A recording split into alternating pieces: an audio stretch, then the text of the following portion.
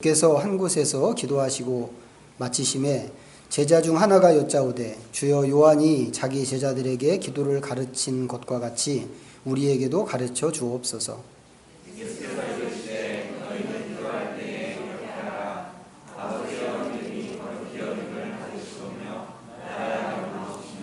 우리에게 날마다 일용할 양식을 주시옵고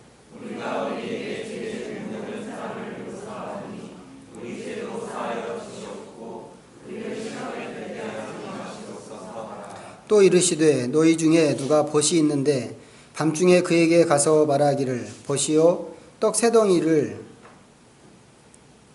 내게 구워달라.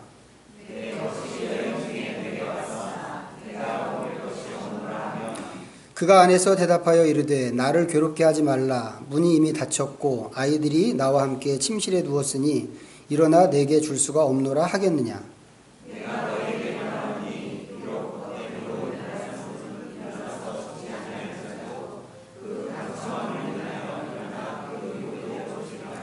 내가 또 너희에게 이르노니 구하라 그러면 너희에게 주실 것이요 찾으라 그러면 찾아낼 것이요 문을 두드리라 그러면 너희에게 열릴 것이니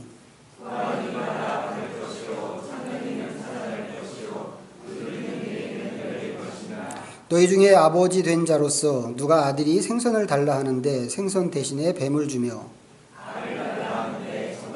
같이 읽습니다. 너희가 악할지라도 좋은 것을 자식에게 줄 알거든 하물며 너희 하늘 아버지께서 구하는 자에게 성령을 주시지 않겠느냐 하시니라. 아멘. 자, 준비하신 찬양으로 하나님께 영광 돌리겠습니다.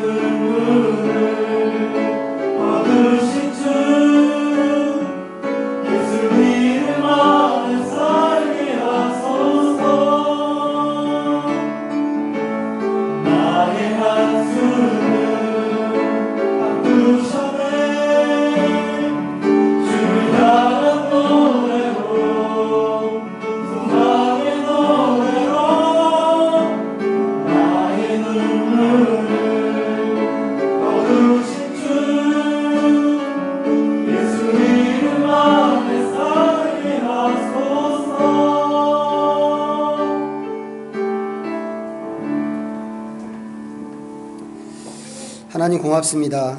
우리의 하나님이 되시고 또 우리의 아버지가 되셔서 우리를 죄에서뿐만 아니라 얼마나 많은 곳으로부터 우리를 건지셨는지 저희들이 그것을 보기를 원합니다. 때로 우리의 삶 가운데 한숨이 있더라도, 때로는 우리의 걸어가는 인생의 여정 가운데 눈물이 있더라도 그것이 마치 다인 것처럼 좌절 속에 빠져있지 않도록 도와주시고 늘 우리를 새로움 가운데, 힘 가운데 건져주시는 하나님 계시는 것을 기대하면서 주님을 의지하는 주의 백성들 되게 하여 주옵소서. 늘 하나님을 생각하는 것이 우리에게 힘이 됨을 널리 알리게 하시고 모든 사람들에게 간증으로 고백하는 저희들이 다 되게 하여 주옵소서. 오늘도 귀하고 복된 말씀을 주신 것을 감사합니다. 주신 말씀을 우리가 마음으로 잘 받게 하시되 하나님이 말씀을 통하여서 우리에게 알리고자 하시는 하나님의 뜻이 무엇인지 귀담아 들을 수 있게 하여 주옵소서. 예수님의 이름으로 기도드립니다. 아멘. 우리가 요즘에 수요 예배에서 계속해서 기도에 대해서 좀 강의를 하고 있습니다. 알고 계시나요? 수요일 날 안 나오시는 분들도 모르시나요? 알으셔야 되는데.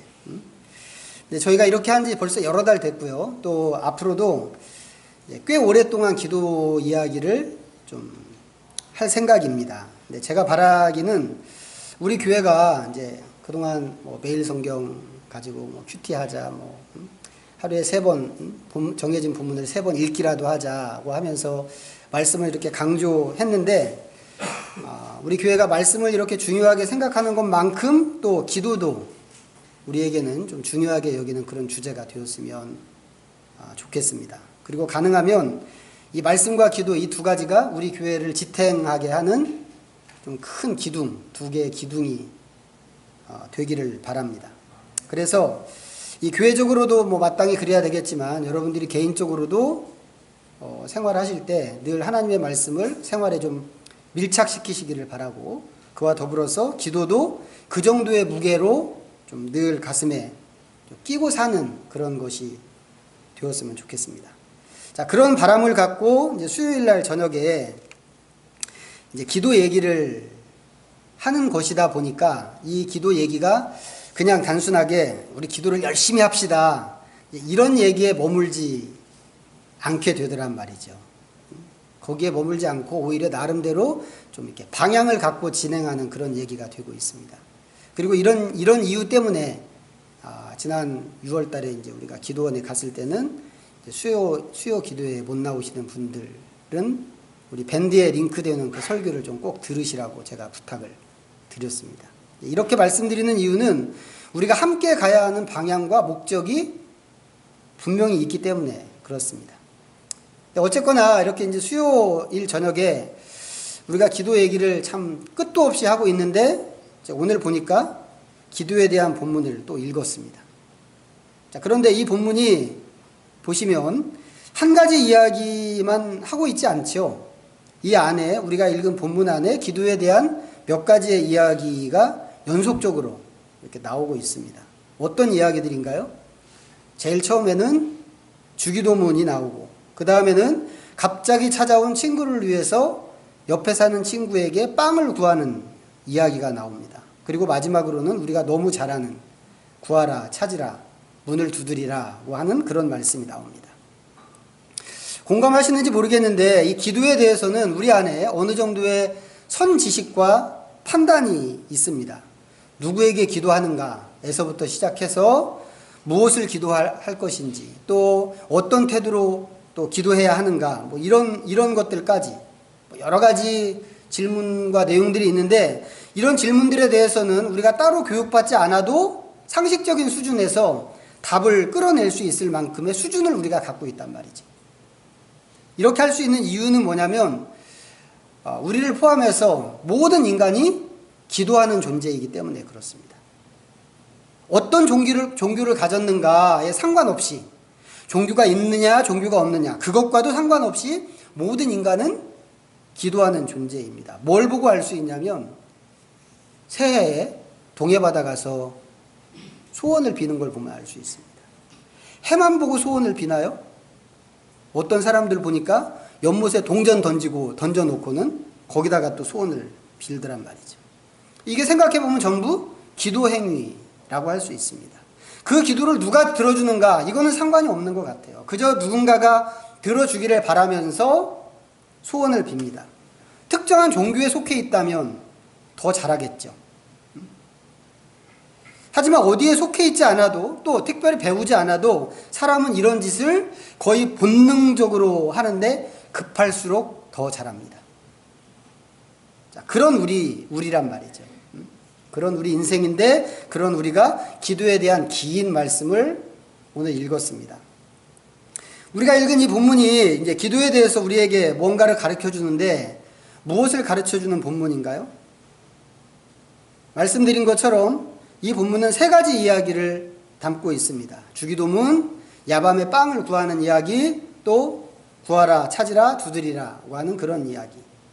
이제 주기도문은 사실 너무 덩어리가 큽니다. 그래서 간단하게 이 짧은 시간에 간단하게 이야기하기는 너무 불가능한 일인데, 두 번째 나오는 이야기와 세 번째 나오는 이야기는 한 가지죠. 같은 주제, 한 가지 주제를 이야기합니다. 뭔가요? 간청하는 기도를 드리자고 하는 그런 겁니다.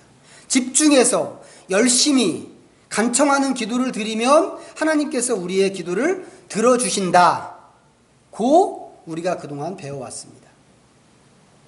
그런데 의문이 있어요.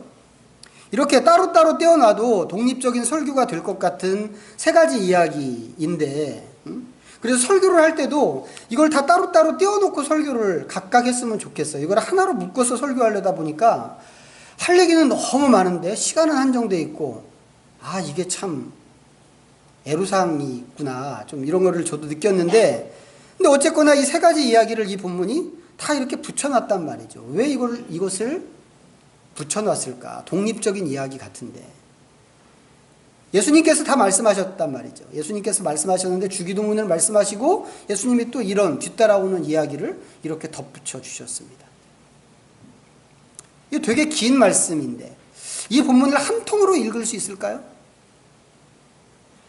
이것을 세 가지 이야기로 읽는다면 각각의 이야기가 무엇을 말하려고 하는지 우리는 어느 정도 찾을 수 있습니다. 기도는 열심히 하라는 얘기구나. 열심히 하되 강청하는 기도를 하나님께 드리라는 그런 얘기구나 라고 우리가 정리할 수 있단 말이죠. 하지만 이 이야기 세 개를 하나로 이어서 읽는다고 한다면 이 본문이 말하려고 하는 것이 과연 무엇인지 우리가 찾을 수 있을까? 한 줄로 딱 정리할 수 있을까? 이것이 오늘 풀고 싶은 숙제입니다. 읽으시면서 발견하셨는지 모르겠는데 이 본문은 아버지라고 하는 말에 의해서 둘러싸여 있습니다. 찾으셨나요? 주기도문을 시작할 때 아버지여 라고 시작했죠. 그리고는 저 뒤에 13절을 끝내면서 너희 하늘 아버지께서 라고 하면서 이야기를 끝내고 있습니다. 이건 마치 뭐처럼 보이냐면 이 내용, 오늘 우리가 읽은 이 내용 전체를 보자기에 싼 것 같은 그런 모양처럼 보입니다. 보자기에 물건을 쌀 때 이렇게 물건을 다 담아서 이 내 귀퉁이로 딱 묶잖아요. 그런 것처럼 본문 전체를 아버지라고 하는 이 말로 딱 묶어서 보따리를 만들었다는 생각이 든단 말이죠. 그래서 저한테는 이런 형식이 어떻게 보이냐면 이 말씀이 한 주제로 이루어졌다고 하는 그런 의미로 보입니다. 왜요? 이게 한 보자기 속에 담긴 이야기니까. 그러면 이 본문은 과연 무슨 이야기를 보여주려고 하는 그런 말씀일까? 자, 일단 우리가 주기도문을 읽었습니다. 주기도문은 우리 수요일 예배에서 다 다뤘습니다. 15주 동안에 걸쳐서 다뤘더라고요. 자, 그렇게 15주에 걸쳐서 주기도문을 공부했는데 이 주기도문이 성경에 2번 나옵니다. 처음에는 마태복음 6장에서 나오고 두 번째가 오늘 우리가 읽은 이 본문에서 나옵니다. 이게 똑같은 주기도문이란 말이죠. 그런데 이 두 주기도문이 약간 다릅니다. 다른 점이 몇 가지가 있는데 그 중에서 첫 번째로 눈에 띄는 게 뭐냐면 이 주기도문이 등장한 배경이 달라요. 이 기도가 예수님이 가르쳐 주신 기도인 것은 틀림없단 말이죠. 틀림없는데 예수님이 도대체 뭐 하시다가 이 기도를 가르쳐 주셨을까? 라고 할 때 마태복음은 예수님께서 긴 설교를 하시는 중에 이 기도를 가르쳐 주신 것으로 그렇게 소개를 하고 있습니다. 마태복음 안에는 5차례의 긴 설교가 나오거든요. 그런데 그 다섯 개의 설교 중에 첫 번째 긴 설교가 산상설교입니다. 그런데 산상설교의 중앙을 차지하고 있는 게 주기도문입니다. 이에 비해서 누가복음은 어때요? 누가복음에 나오는 주기도문은 제자들이 요청해서 예수님이 가르쳐 주신 그런 기도문으로 등장을 하고 있습니다. 자, 오늘 본문은 보시는 것처럼 예수님의 기도에서 시작을 합니다. 예수님 늘 기도하시는 분이셨잖아요. 그래서 이번에도 예수님께서 기도하시고 일어나셨는데 예수님이 기도하시는 것을 본 어떤 제자가 기도에 대한 가르침을 요청을 한 겁니다. 주여, 요한이 자기 제자들에게 기도를 가르친 것과 같이 우리에게도 가르쳐 주옵소서. 그 당시에 여러 랍비들이, 유명한 랍비들이 활동을 했습니다. 그러면 사람들이 이 유명한 랍비를 찾아가서 저를 제자로 삼아 주십시오 부탁을 하고 돈을 내고 그의 제자가 됩니다. 뭐 지금 우리도 그렇잖아요. 지금 학교 다니는 세상인데도 좋은 아주 실력 있는 유명 과외 공부 강사가 있으면 보따리를 싸들고 돈을 보따리로 싸들고 가서 우리가 배우려고 한단 말이죠. 근데 그 당시에도 그랬던 것 같아요. 근데 이제 요한도 그 중에 한 사람이었던 겁니다. 근데 여기에 보니까 요한이 자기 제자들에게 기도를 가르쳐 주었습니다. 요한만 가르쳐 줬을까요? 그 분위기를 생각해 보면 다른 랍비들도 대부분이 그랬을 거란 말이죠. 이게 워낙 유대인들은 기도하는 사람들이었기 때문에 선생이 제자한테 이렇게 기도를 가르쳐 준다고 하는 게 뭐 특별한 일은 아닙니다. 너무 어떻게 보면 자연스러운 일이죠. 어떤 선생이 자기 제자에게 기도를 가르쳐 주는 겁니다. 그러면 그 기도가 어떻게 될까요? 그 기도는 그 선생의 제자들만 갖고 있는 고유의 기도가 될 거란 말이죠. 그러면 그 기도가 그 집단, 그 문파를 특징 짓는 기도가 될 것입니다. 요한이 가르쳐 준 기도는 그런 의미에서 요한의 제자들에게 자부심이 되었을 것이라고 생각을 합니다. 그리고 아직 그런 기도를 배운 적이 없는 예수님의 제자들은 그걸 이렇게 보면서 부러웠겠죠. 기도를 요청한 제자는 그런 의미로 기도를 가르쳐 달라고 그랬던 것처럼 보입니다. 예수님께서 그 요청을 들어주셨어요. 뭐라고 그러셨나요? 너희는 기도할 때 이렇게 하라고 그러셨습니다. 우리는 보통 주기도문을 여기 이제 찬송가, 성경책 찬송가 앞에 이제 주기도문 있는데 주기도문을 우리가 늘 사용합니다. 어디에 사용하나요? 마침표로 사용합니다. 마침표로. 그래서 뭐 조그만 소규모의 예배라든지 아니면 어떤 모임이라든지 회의라든지 이제 이런 순서들이 끝날 때 예수님께서 가르쳐 주신 기도로 마치겠습니다. 이렇게. 그래서 회의를 하거나 아니면 모임을 하고는 주기도문을 안 하면 뭐가 빼먹은 것처럼 사실은 박수 3번 치고 끝낼 수도 있거든요. 예배라고 하더라도 박수 3번 치고 끝내도 상관없습니다. 근데 주기도문 안 하면 이게 뭘 빼먹은 것 같이 껄쩍지근하단 말이죠. 너무 오랫동안 우리가 주기도문을 마침표로 사용했기 때문에 생기는 감정입니다. 그런데 예수님께서 이 기도를 가르쳐 주실 때는 그런 용도가 아니었겠죠. 오히려 예수님께서는 당신이 추구하시고 당신에게 속한 사람들이 추구하는 것, 어떤 것을 추구해야 하는가를 이 기도에 담으셨습니다. 그래서 이 기도도 다른 랍비들의 기도처럼 예수님의 공동체를 특징 짓는 그런 기도가 된 것이죠. 그렇기 때문에 이 기도는 공동체적인 기도로 주신 것입니다. 우리가 하는 기도가 보통은 개인 기도 위주죠. 그렇기 때문에 이 공동체적인 기도라고 하는 게 되게 낯선 것일 수 있는데 예수님이 의도하신 것은 공동체로 드리는 기도입니다. 왜 그런가 하면 이 그룹만이 독특하게 바라보는 목표와 방향이 있기 때문에 그렇단 말이죠. 이것이 주기도문을 생각할 때 첫 번째로 우리가 생각해야 하는 중요한 부분입니다. 두 번째는 뭘까요? 그럼 그것은 이 기도를 드린다는 것은 예수님의 공동체를 특징 짓는 이런 기도를 드린다고 하는 것은 이 기도가 지향하고 추구하는 것에 동의한다는 뜻입니다. 물론 동의하지 않고도 이 기도를 얼마든지 드릴 수 있습니다. 하지만 그렇게 하게 되면 그것은 기도가 아니죠. 기도가 아니고 주문이 됩니다. 그래서 주기도문으로 기도하는 사람은 이 기도에 동의하는 게 먼저 있어야 하고 기꺼이 이 기도가 바라는 것을 마음에 원해야 됩니다. 그게 아니면 이 기도를 하는 것이 아무 의미가 없단 말이죠. 그런데 이 지점에서 저는 좀 궁금한 게 하나 있습니다. 뭔가 하면 우리가 그렇게 자주 이 기도로 기도하는데 이 기도가 추구하는 그것을 나도 원할까 하는 겁니다. 주기도문을 늘 암송하면서 주기도문이 추구하는 그것을 과연 우리도 원하는가? 주기도문에 대해서는 수요일날 설교에서 충분히 말씀을 드렸습니다. 15주 동안 했으니까 할 얘기는 거의 다 했다고 생각하는데 그 얘기를 여기서 다 할 수는 없죠. 없는데 그래도 조금은 짚고 가야겠는데 주기도문의 핵심이 뭐라고 그랬는지 기억하시나요? 주기도문은 무엇을 위한 기도인가요? 그것은 하나님의 나라를 위한 기도라고 그랬습니다. 하나님의 나라를 추구하는 기도고 하나님의 뜻이 하늘에서 이루어진 것 같이 땅에서도 이루어지기를 바라는 그런 기도란 말이죠. 제가 질문하는 것은 뭐냐면 하나님이 바라시는 그런 나라를 나도 원할까 하는 겁니다. 여러분 원하시나요? 한번 생각해 보세요. 다시 말씀드리지만 이 기도를 진심으로 하려면 그 나라를 내가 원해야 됩니다.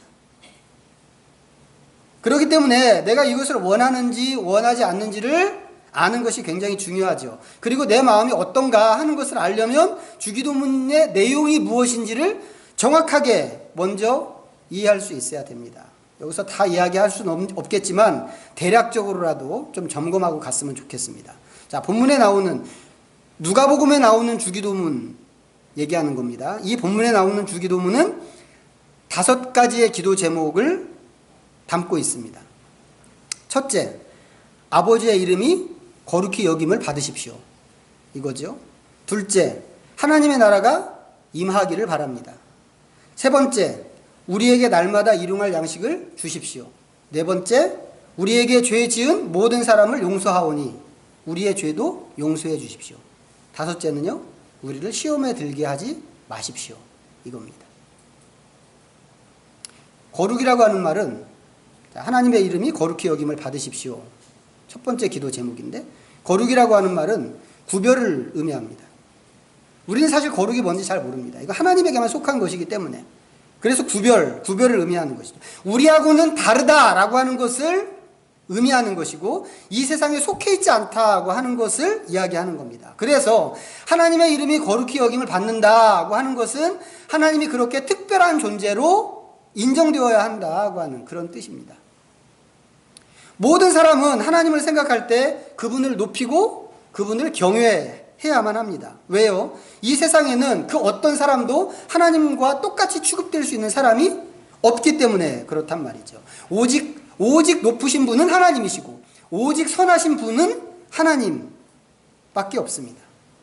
하나님은 우리가 정해놓은 도덕보다도 더 도덕적인 분이시고 하나님은 우리가 상상하는 영광보다도 더 영광스러운 그런 분이십니다. 그래서 하나님을 생각하고 하나님의 이름을 듣게 될 때 우리가 할 일은 무엇인가?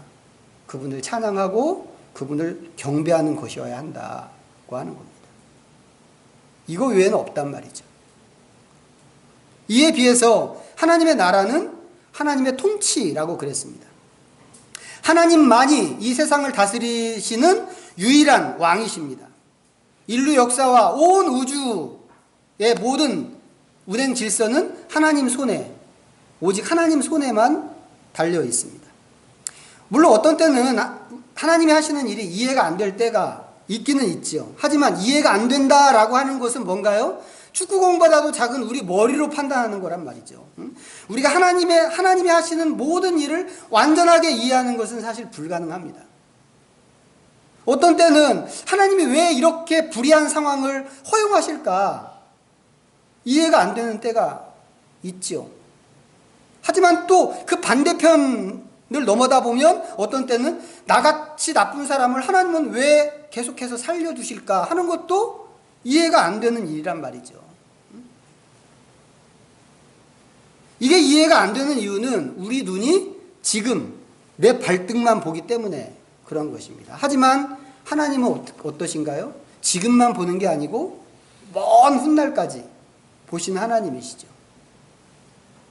그 눈으로 먼 훗날까지 단지 몇십 년 훗날이 아니고 몇백 년, 몇천 년 후에 있는 일까지 내다보시는 그 눈을 가지고 하나님은 지금 이렇게도 하시고 저렇게도 하시는 겁니다. 그렇기 때문에 하나님의 결정이 항상 최선이고 바른 결정이라고 하는 것을 우리가 인정해야만 한단 말이죠. 그분만이 진정한 의미에서 지혜롭고 영원한 통치자이시기 때문에 그렇습니다. 그러면 왕이신, 유일한 왕이신, 참된 왕이신 그 하나님이 바라보시고 꿈꾸는 그런 나라는 어떤 나라일까요? 하나님이 꿈꾸는 나라. 여러분 그런 거 생각하시나요? 우리가 늘 천국 가기를 바라는데 그 하나님의 나라인데 하나님이 계획하시고 디자인해 놓으신 그 나라는 도대체 어떤 나라일까? 성경에 말하는 하나님의 나라는 정의롭고 공평하고 평화로운 나라입니다. 악이 없고 사람과 사람 사이에 격차가 없는 그런 나라가 하나님의 나라의 모습입니다.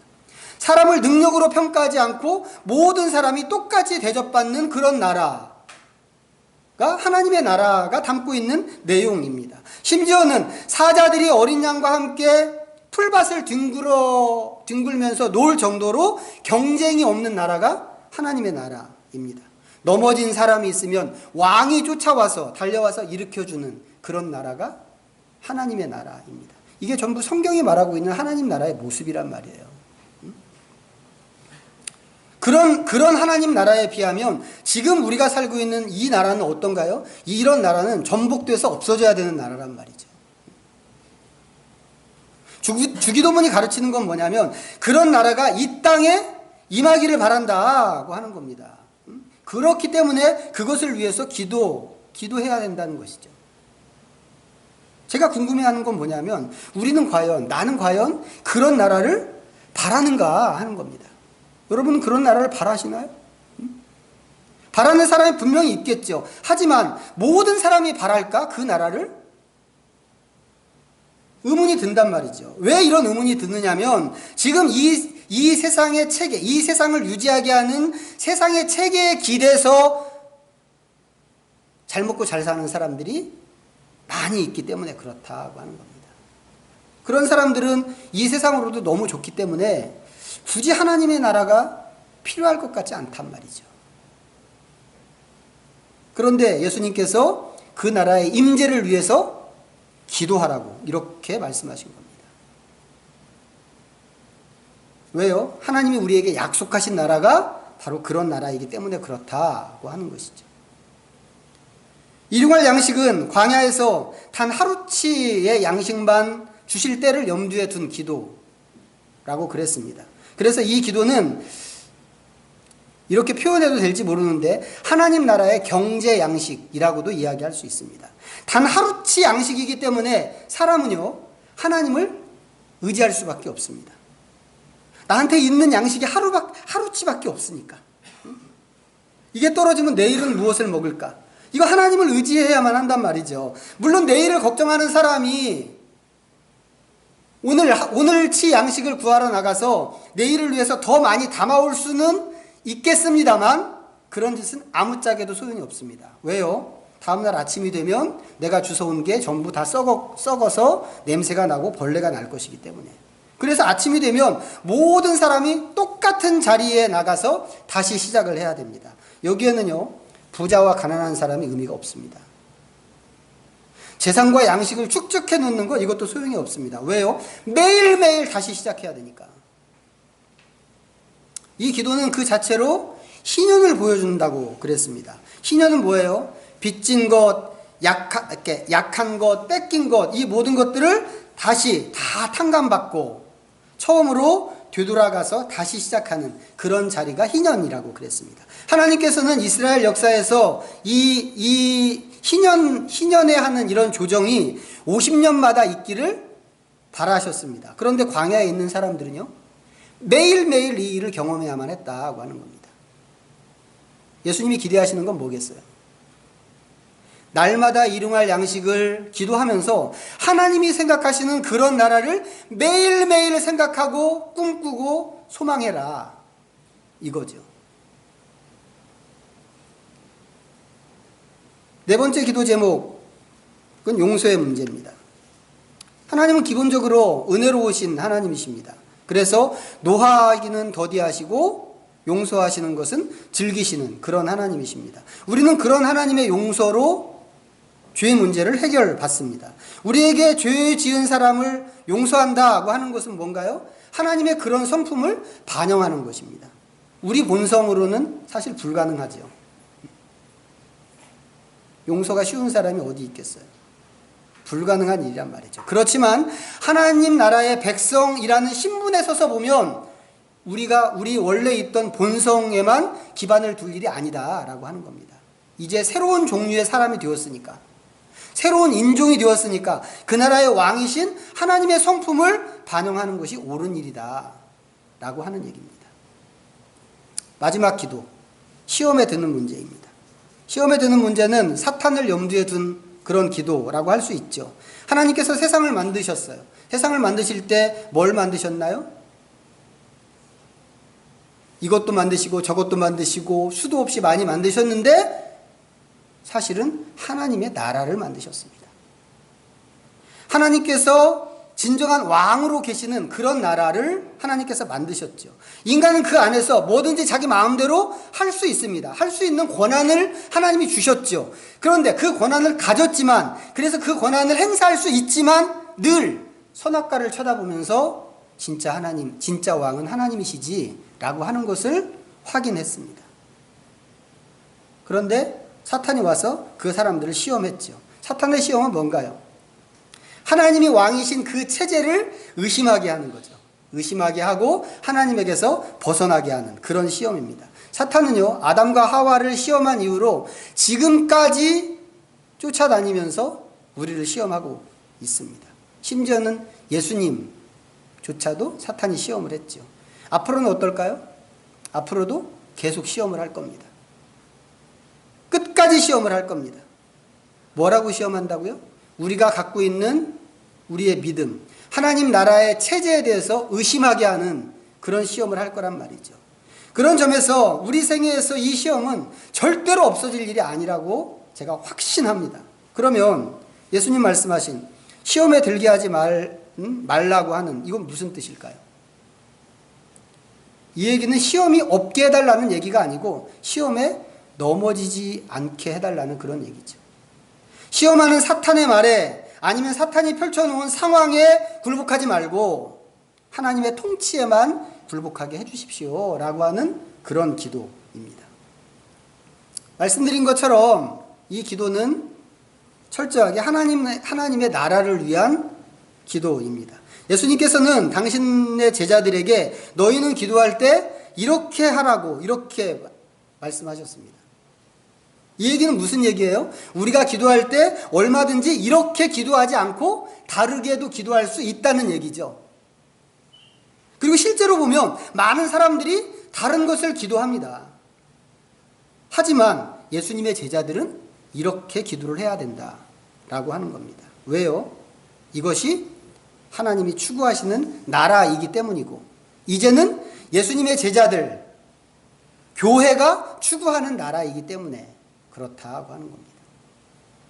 그래서 앞에 말씀드린 것처럼 이렇게 기도하는 사람은 먼저 이런 추구에 대한 동의가 먼저 있어야 되는 것이죠.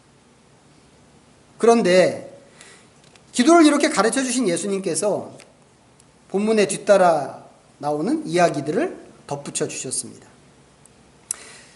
자, 우리는 이 뒤따라오는 이 이야기를 읽으면서 잠자리에 든 친구가 일어나기 싫은데도 불구하고 이웃의 간청함 때문에 일어나서 빵을 준다고 하는 그런 뜻으로 이해해 왔습니다. 그리고는 하나님께서도 우리의 간청하는 기도에 움직이신다고 생각하면서 하나님으로 하여금 움직이지 않고는 못 견디게 할 만큼 열심히 기도하자 라고 그랬습니다. 그럴듯하죠. 그런데 여기에 의문이 든단 말이죠. 우리가 이 말씀을 이런 식으로 받아들여도 괜찮을까? 의문이 듭니다. 일단 제일 먼저 나오는 질문이 뭐냐면, 하나님은 우리가 때를 쓰면 주기 싫어도 주시는 그런 하나님인가? 라고 하는 질문이 제일 먼저 나옵니다. 그런가요? 아니란 말이죠. 성경이 또 지속적으로 이야기하는 것도 왕이신 하나님께 굴복하라 이거지, 때를 써서라도 너가 원하는 것을 얻어라, 받아내라, 이게 아니었단 말이죠. 그리고 우리가 경험을 해봐서 아는데 하나님은 우리가 때 쓴다고 해서 주시는 분이 아닙니다. 또 한 가지 어려움은 뭐냐면 여기 나오는 그 간청함을 인하여 라고 하는 그 말입니다. 이 간청이라고 하는 단어가요, 헬라어로 아나이데이아라고 하는 그런 말인데, 이제 여기 헬라어 성경에는 아나이데이안이라고 이렇게 이제 표기가 되어 있습니다. 원래 뜻이 뭐냐면 부끄러움을 모르는 뻔뻔함, 이게 원래 뜻입니다. 창피한 것도 모르는 뻔뻔함. 우리한테 어려운 게 뭐냐면, 그럼 이 뻔뻔함이 누구의 뻔뻔함이냐라고 하는 겁니다. 우리가 가지고 읽고 있는 우리 성경에는 한밤중에 실외인지도 모르고 남의 집 문을 두드리는 사람의 뻔뻔함이라고 말하는 것처럼 보이죠. 그런데 실제로는 이게 잠자리에 든 사람의 뻔뻔함입니다.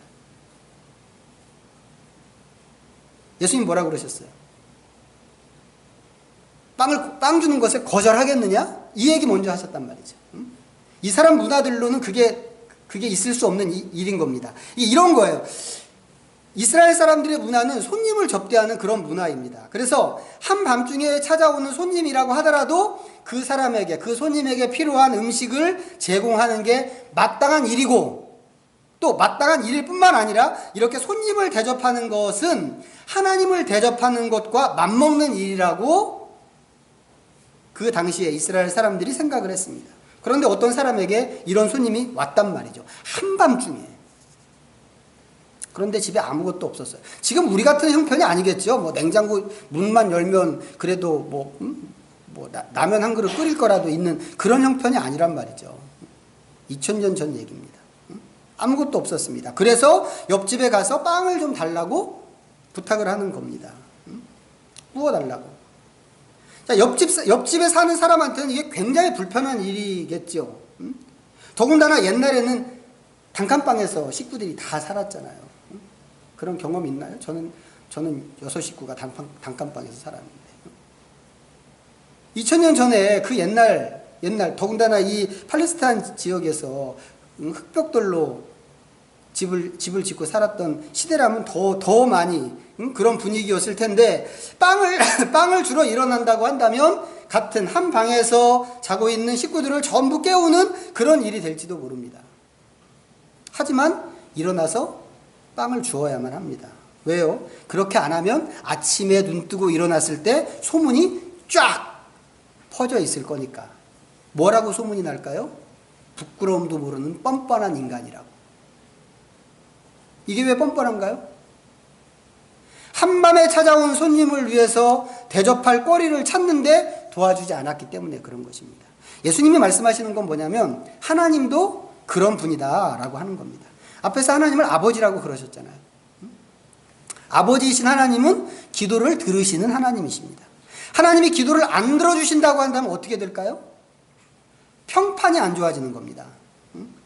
하나님이 기도도 안 들어주셨다고.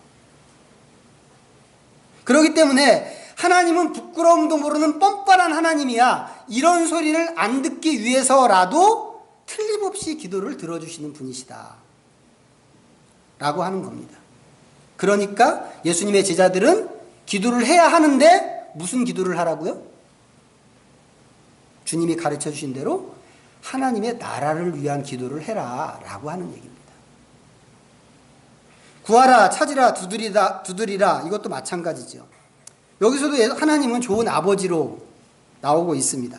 나쁜 사람도 자식한테는 좋은 것을 줄 줄 아는데 하나님은 그와 비교도 할 수 없을 정도로 훌륭한 아버지이시고 좋은 아버지이시기 때문에 우리에게 좋은 것을 주실 게 틀림이 없습니다.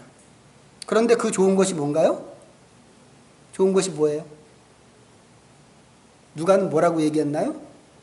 좋은 것을 성령이라고 그랬습니다. 여러분 솔직하게 한번 생각해 보십시오. 여러분 이러고 싶으세요? 이러고 싶으신가요? 하나님은 좋으신 아버지이기 때문에 우리에게 좋은 것을 주실 겁니다. 여기까지 좋죠? 아멘입니다. 그런데 좋은 것이라고 하면서 하나님이 주시는 게 뭐냐면 성령이란 말이죠. 여러분 괜찮으세요? 저는 안 괜찮거든요.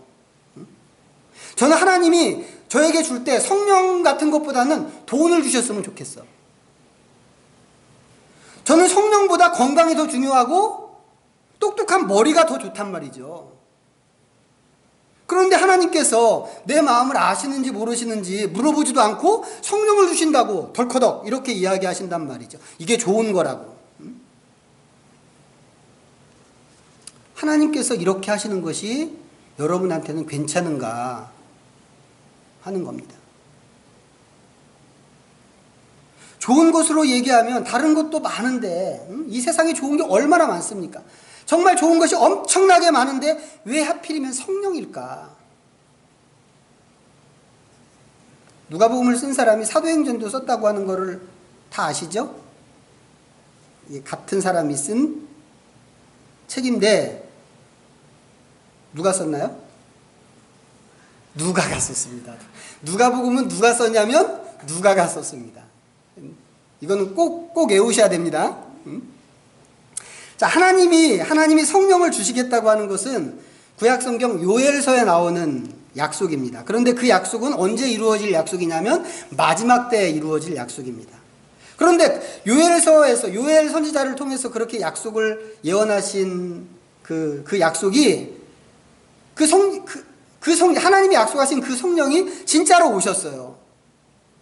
구약성경의 예언대로 하면 이제 마지막 시대가 됐다는 뜻이고 하나님의 나라가 왔다는 뜻입니다. 이 글을 쓴 누가가 생각할 때는 성령 강림은 무슨 사건인가? 하나님의 나라가 왔다고 하는 것을 확증하는 그런 사건입니다.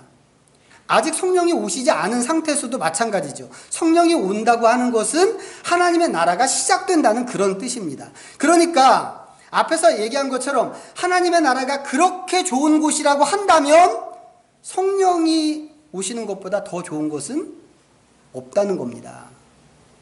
그런 의미에서 성령은 돈보다 좋은 것이고 건강보다 좋은 것이고 똑똑한 머리보다 좋은 것이다 라고 하는 얘기입니다.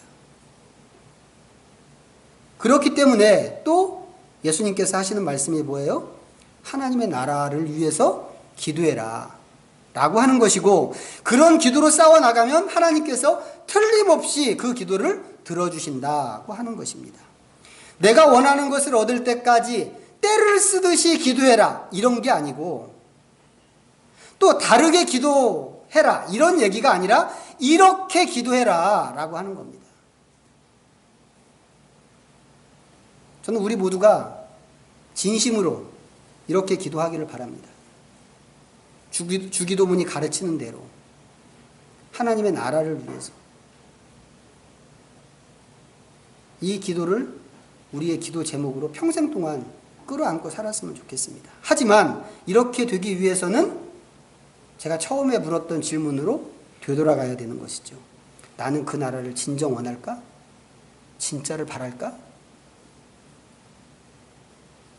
이 질문 앞에서 여러분들 스스로의 답을 좀 찾으시고 그 나라를 위한 기도로 초대하시는 이 예수님의 부르심에도 바르게 응답하는 여러분들 모두가 되시기를 축복합니다. 기도하겠습니다. 우리 주신 말씀 오늘도 잠시 기억하면서 묵상으로 하나님 앞에 나갑니다.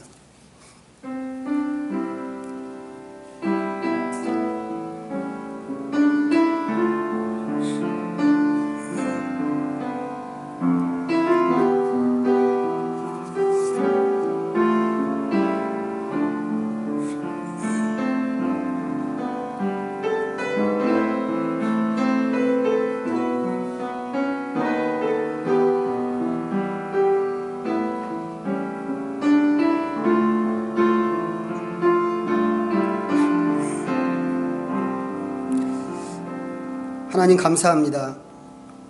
우리를 하나님의 백성으로 부르시고 또 자녀로 부르신 것을 감사합니다. 하나님은 신실하신 우리의 아버지이신 것이 분명합니다. 오늘 하나님 나라를 위하는 기도를 말씀하셨는데 저희로 하여금 주님의 기도를 바르게 배울 수 있도록 지혜를 허락하여 주옵소서. 늘 기도의 자리로 나가지만 나갈 때마다 내면의 욕망으로 헛되이 구하지 않게 하시고 오직 하나님의 뜻을 위해 간구하는 우리들이 되게 하여 주옵소서. 무엇을 구해야 하는지, 어떤 자세와 태도로 나가야 하는지 우리는 모르는 것이 너무 많습니다. 이제 우리의 무지를 알고 겸손히 배우게 하시되 하나님이 꿈꾸시는 주님의 임재와 온전한 통치를 우리의 것으로 삼게 하여 주옵소서. 그 나라의 가치를 옳게 분별하고 그 앞에서 전심으로 굴복하는 저희들이 되게 하여 주옵소서. 예수님의 이름으로 기도하옵나이다. 아멘.